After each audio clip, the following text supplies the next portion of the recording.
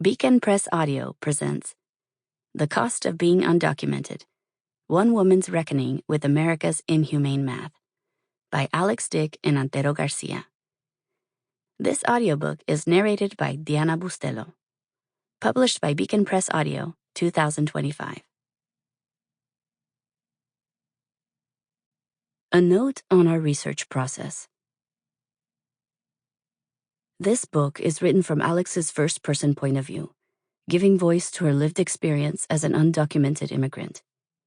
However, there is a we, Alix and Antero, that went into researching and writing it.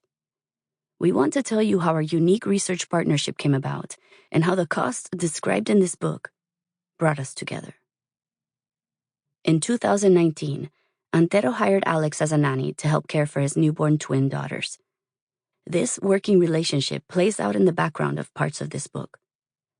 We weathered the pandemic together, and 2 years in, we recognized our shared interests in centering the voices typically pushed to the margins of society. In his work as an educational researcher at Stanford University, Antero regularly centers the expertise of youth who are otherwise sidelined in the very research that dictates their educational futures. And, as you'll see in the chapters that follow, Alix has spent much of her life working on issues like immigrant rights and the needs of people experiencing homelessness. We are both committed to storytelling and scholarship as tools for social justice. And we were both interested in exploring how individuals labeled undocumented were confronting the everyday challenges of life during and beyond the pandemic. We discussed historical and sociological research approaches to exploring this topic. Building from this, we embarked on an awkward experiment. For the first year that we conducted research for this project, Alix still worked for Antero's family. This led to a sometimes uncomfortable power dynamic that we discussed openly and acknowledge here. Research authorities advise against the kind of power imbalances at the forefront of this research relationship. However, the systems that dictate such concerns typically reduce people like Alix to research subjects, while granting people like Antero the authority to conduct research on other people. We rejected these predetermined roles. Ours was a relationship built from a relentless pursuit of justice and birthed from a shared investment in the care of 2 growing toddlers. When Antero's twins turned 3 and started attending a local preschool, our research partnership continued without the added layer of caregiving. Pláticas and the mirror method. Many popular social science books rely on the tools of economics and quantitative data. Such books draw on large-scale surveys, randomized control trials, census data, and economic reports to offer incisive looks into social inequality, racism, sexism, and poverty. We build on these bodies of work throughout this book, while also deviating from their methodological approaches. We used a set of research tools less familiar to most readers. First and foremost, the Chicana feminist tradition of pláticas, or talks. Plática dates back to scholarship from the 1970s and 80s, and centers the everyday expertise of individuals who may not hold traditionally recognized scholarly credentials. It recognizes their embodied and lived experiences.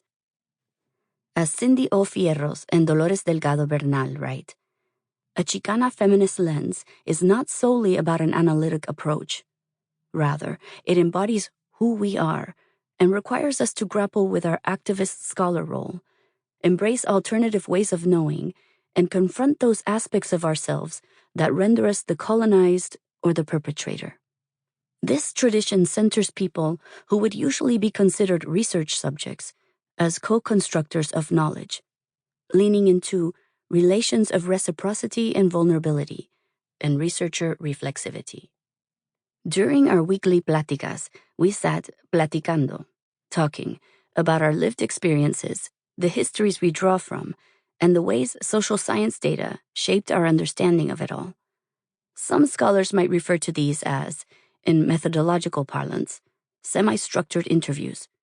But that assumes that one of us was the interviewer and the other the interviewee, a premise that we reject. As we sketched out the initial outline for this book, we reached out to friend and fellow researcher Lee Patel. She noted that this kind of work reflects the regular forms of knowledge production that the Academy often overlooks. That is what happens in communal living. Knowledge is always made collectively. The biggest thing that qualitative research has going for it is the fact that it is relational. For this book, we push this method one step further, collaboratively constructing our pláticas as spaces for what Alix calls our mirror method. We did not just co-construct knowledge. We co-designed the study that is this book to emphasize how readers might come to learn about the experiences of being undocumented. This was an experiential process that shaped our pathways for collecting archival data, interviewing individuals, and writing the book. Our work was, and continues to be, relational. One of our primary methods is dialogic.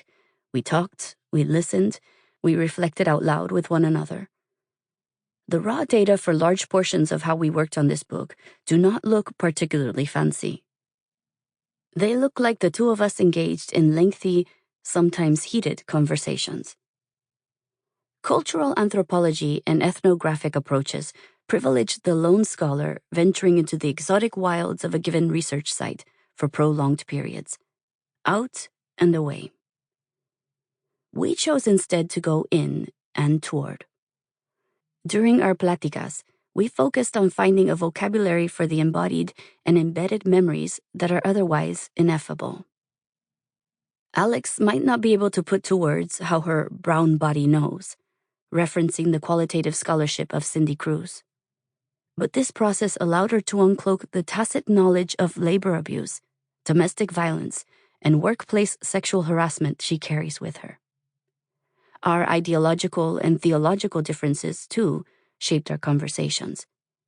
For example, Antero's agnostic worldview contrasted regularly with Alix's faith-based understandings of purpose and God. We had prolonged conversations about terms that are fundamental in this book: feminism, Christianity, activism. We sometimes disagreed about the varied suffixes to describe Latino, Latina, Latinx, Latin individuals. These conversations were not about hashing out who was right or who might convince whom, but about getting to a shared understanding of the purposes and truths that underlie individuals and society. This was, for us, the hard work of qualitative research, bringing our full and vulnerable selves to understand the truths around us. Data analysis and writing. There is an expansive and somewhat lucrative market for qualitative software tools that help researchers organize, sort, and code their qualitative data. Contrary to what might be assumed, qualitative data such as interviews, transcribed pláticas, and written observations can, like numerical data, be coded thematically to illuminate patterns and triangulate insights. Digital products purport to speed up and support researchers in this process. However, for the most part, they are not particularly useful and contrary to the aims of this book. Digital coding software often takes researchers away from the human perceived experiences and from ourselves as interpreters of life around us. It also often reinforces the dispassionate dispositions we are expected to maintain in research environments. One of our early conversations led to Alix reflecting on the ways her undocumented status is convenient for the U.S. economy. The opening paragraphs of the introduction that follows this section are an edited version of that musing. This framework of costs and their benefits became a kind of coding structure for the data we collected. As we organized themes of varied costs, we knew not all of them would fit into a single book.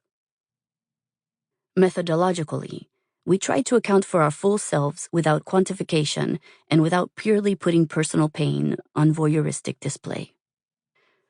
To get to Alix's narrative as the central driver for this book, we engaged in discursive analysis of the transcriptions of our pláticas and of various other texts such as written reflections, legal documents, and photographs. We analyzed activist social networks and online spaces to help us understand undocumented politics. Sample complete. Ready to continue?